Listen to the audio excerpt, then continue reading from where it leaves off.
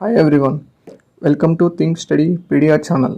ఈరోజు మనము మే నెలలో కోర్ సెక్టార్కి ఏమైందో తెలుసుకుందాం. కోర్ ఇండస్ట్రీస్, దీనిని ఇన్ఫ్రాస్ట్రక్చర్ ఇండస్ట్రీస్ అంటాము. ఇది ఎకనామీకి బ్యాక్ బోన్ లాంటిది. వీటిని basic building blocks of the economy అంటారు. అంటే కోర్ ఇండస్ట్రీస్లో వీటి యొక్క అవుట్పుట్ పెరుగుతుంటే ఆర్ ప్రొడక్షన్ పెరుగుతుంటే ఎకనామిక్ గ్రోత్ కూడా పెరుగుతుంది. కోర్ ఇండస్ట్రీస్కి ఎకనామీ మీద మల్టీప్లేయర్ ఎఫెక్ట్ ఉంటుందన్నమాట. మల్టీప్లేయర్ ఎఫెక్ట్ అంటే ఫర్ ఎగ్జాంపుల్ స్టీల్ ప్లాంట్ ఉంది, 1000 కోట్లు పెట్టి కన్స్ట్రక్ట్ చేసాము. స్టీల్ని తయారు చేయాలంటే మనకి రా మెటీరియల్ ఐరన్ ఓర్ కావాలి. అంటే ఐరన్ ఓర్ ఇండస్ట్రీకి డిమాండ్ పెరుగుతుంది. ప్రొడ్యూస్ చేసిన స్టీల్ని మనము డిఫరెంట్ ఇండస్ట్రీస్లో యూజ్ చేస్తాము. బిల్డింగ్స్ని కన్స్ట్రక్ట్ చేయడానికి, బ్రిడ్జెస్ని కన్స్ట్రక్ట్ చేయడానికి, ఆటోమొబైల్స్ తయారు చేయడానికి యూజ్ చేస్తాం. ఒక స్టీల్ ఇండస్ట్రీ వల్ల ఇన్ని ఇండస్ట్రీస్లో మనకి డిమాండ్ అనేది పెరుగుతుంది. డిమాండ్ పెరగడం వల్ల ఆ కంపెనీస్ కూడా రిక్రూట్మెంట్ పెంచుకుంటాయి. వాటి వల్ల ఈ ఇండస్ట్రీస్ అన్నీ గ్రో అవుతాయి. ఇండస్ట్రీస్ అన్నీ గ్రో కావడం వల్ల ఎకనామీ కూడా గ్రో అవుతుంది. అది ఇండెక్స్ ఆఫ్ 8 కోర్ ఇండస్ట్రీస్. అంటే ఈ 8 కోర్ ఇండస్ట్రీస్లో ఎంత ప్రొడక్షన్, ఎంత అవుట్పుట్ అనేది వచ్చిందనేది ఇది చూపిస్తుంది. నెక్స్ట్ మనకి ఎన్ని కోర్ ఇండస్ట్రీస్ ఉన్నాయి. మనకి టోటల్గా 8 కోర్ ఇండస్ట్రీస్ ఉన్నాయి. ఫస్ట్ వన్ వచ్చేసి రిఫైనరీ ప్రొడక్ట్స్. దీనికి 28.04% హైయెస్ట్ వెయిటేజ్ ఉందన్నమాట. మనం ఇక్కడ పెట్రోల్ని, డీజిల్ని, గ్యాస్ని, ఇంకా రకరకాల ఐటమ్స్ని ప్రొడ్యూస్ చేస్తాము. సెకండ్ హైయెస్ట్ వెయిటేజ్ మనకి ఎలక్ట్రిసిటీకి ఉందన్నమాట. 19.85% వెయిటేజ్ ఉంది.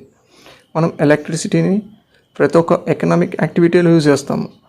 ఫర్ ఎగ్జాంపుల్ ఇండస్ట్రీస్లో యూజ్ చేస్తాము, అగ్రికల్చర్లో యూజ్ చేస్తాము, స్కూల్స్లో, కాలేజెస్లో, ఆఫీసెస్లో ప్రతి ఒక్క చోట యూజ్ చేస్తాము. మనం ఎలక్ట్రిసిటీని వాటర్ నుంచి, కోల్ నుంచి, సోలార్ నుంచి, విండ్ నుంచి జనరేట్ చేస్తాము. Next steel, third highest weightage 17.92% ఉందన్నమాట. మనం స్టీల్ని ఇంతకుముందు చెప్పుకున్నట్టుగా ఆటోమొబైల్స్లో, బ్రిడ్జెస్లో, కన్స్ట్రక్షన్స్లో అన్నిట్లో యూజ్ చేస్తాం. నెక్స్ట్ వచ్చేసి కోల్ని మనం మెయిన్గా ఎలక్ట్రిసిటీని ప్రొడ్యూస్ చేయడానికి యూజ్ చేస్తాం. ఇండియాలో ప్రొడ్యూస్ చేసే ఎలక్ట్రిసిటీలో మోర్ దాన్ మనం 50% కోల్ నుంచే జనరేట్ చేస్తాము. నెక్స్ట్ క్రూడ్ ఆయిల్ 8.98% వెయిటేజ్ ఉందన్నమాట. క్రూడ్ ఆయిల్ని మనం మెయిన్గా ఇండియాలో ఎక్స్ప్లోర్ చేస్తాం. ఎక్కడుందో అని కనుక్కుంటాము, తర్వాత దాని నుంచి ఎక్స్ట్రాక్ట్ చేసి ప్రొడ్యూస్ చేస్తాం అన్నమాట. ఈ క్రూడ్ ఆయిల్ని మెయిన్గా డిఫరెంట్ ఇండస్ట్రీస్లో రా మెటీరియల్గా యూజ్ చేస్తాము. ఫర్ ఎగ్జాంపుల్ పెయింట్ తయారు చేయడానికి యూజ్ చేస్తాము, అలాగే పెట్రోకెమికల్ బిజినెస్లో యూజ్ చేస్తాము, అలాగే పెట్రోల్, డీజిల్ తయారు చేయడానికి యూజ్ చేస్తాము. నెక్స్ట్ న్యాచురల్ గ్యాస్ 6.88% వెయిటేజ్ ఉందన్నమాట. న్యాచురల్ గ్యాస్ని మెయిన్గా మనం ఫర్టిలైజర్స్ని ప్రొడ్యూస్ చేయడానికి, పవర్ ప్రొడ్యూస్ చేయడానికి, అలాగే కుకింగ్ కోసం వాడుకోవడానికి ఇండస్ట్రీస్లో యూజ్ చేస్తాము. అలాగే నెక్స్ట్ సిమెంట్ 5.37% వెయిటేజ్ ఉంది. సిమెంట్ని మనం మెయిన్గా కన్స్ట్రక్షన్ యాక్టివిటీలో రోడ్స్ చేయడానికి, బ్రిడ్జెస్ చేయడానికి, అలాగే బిల్డింగ్స్, అపార్ట్మెంట్స్ కన్స్ట్రక్ట్ చేయడానికి యూజ్ చేస్తాము. నెక్స్ట్ లాస్ట్ వన్ వచ్చేసి ఫర్టిలైజర్స్కి 2.63% వెయిటేజ్ ఉందన్నమాట. ఫర్టిలైజర్స్ని మనం మెయిన్గా పండించిన పంట మీద పురుగులు రాకుండా ఉండడానికి, అలాగే పంట దిగుబడి పెరగడానికి మనం ఫర్టిలైజర్స్ వాడతాం. మనం ఇండియాలో మెయిన్గా 3 ఫర్టిలైజర్స్ని ప్రొడ్యూస్ చేస్తాం. యూరియా 75%, అలాగే డిఏపి, డైఅమ్మోనియం ఫాస్ఫేట్ 40%, అలాగే ఎన్పికే, నైట్రోజన్, ఫాస్ఫరస్, పొటాషియం 85%. ఇవన్నీ మనం డొమెస్టిక్గా ప్రొడ్యూస్ చేస్తాం. రిమైనింగ్ పర్సంటేజ్ మనం ఇంపోర్ట్ చేసుకుంటాం. వెయిటేజ్ పరంగా చూస్తే రిఫైనరీ ప్రొడక్ట్స్కి హైయెస్ట్ వెయిటేజ్, ఫర్టిలైజర్స్కి లోయెస్ట్ వెయిటేజ్. ఈ కంబైన్డ్ 8 సెక్టర్స్ యొక్క అవుట్పుట్ అనేది ఐఐపిలో మనకి 40% వెయిటేజ్ ఉంటుంది అనమాట. అంటే ఈ 8 సెక్టర్స్ యొక్క అవుట్పుట్ పెరిగితే ఇండస్ట్రియల్ ప్రొడక్షన్ గ్రోత్ కూడా పెరుగుతుంది. ఇప్పుడు దీన్ని ఎవరు రిలీజ్ చేస్తారు? Office of economic adviser, department of promotion of industry and internal trade release చేస్తుంది. ఇది కామర్స్ అండ్ ఇండస్ట్రీ మినిస్ట్రీ కింద పనిచేస్తుంది.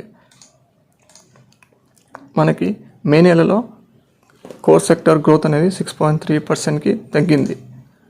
అంటే మనకి ఏప్రిల్లో 6.7 వచ్చింది, అంటే మేలో 6.3 వచ్చింది. ఆ విధంగా తగ్గింది అనమాట. కానీ లాస్ట్ 4 మంత్స్లో చూస్తే గ్రోత్ అనేది, కోర్ సెక్టర్ గ్రోత్ అనేది 6% అబోవే ఉందన్నమాట.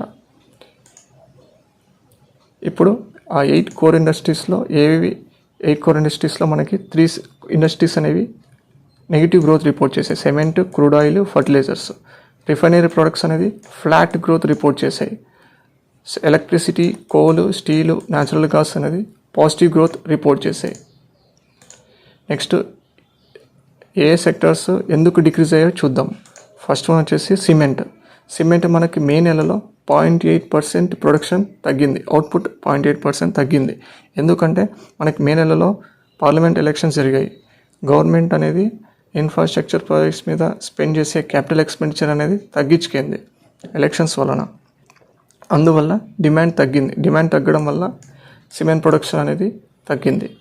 అలాగే లాస్ట్ ఇయర్ బేస్ ఎఫెక్ట్ అనమాట. లాస్ట్ ఇయర్ ఎక్కువ ప్రొడక్షన్ చేయడం వల్ల డినామినేటర్ ఎక్కువ ఉంటే మనకి ఆటోమేటిక్గా ఈ ఇయర్ గ్రోత్ అనేది తగ్గుతుంది. నెక్స్ట్ క్రూడ్ ఆయిల్ కూడా 1% తక్కువ గ్రో అయింది. నెగిటివ్ గ్రోత్ వచ్చిందనమాట క్రూడ్ ఆయిల్ ప్రొడక్షన్ కూడా.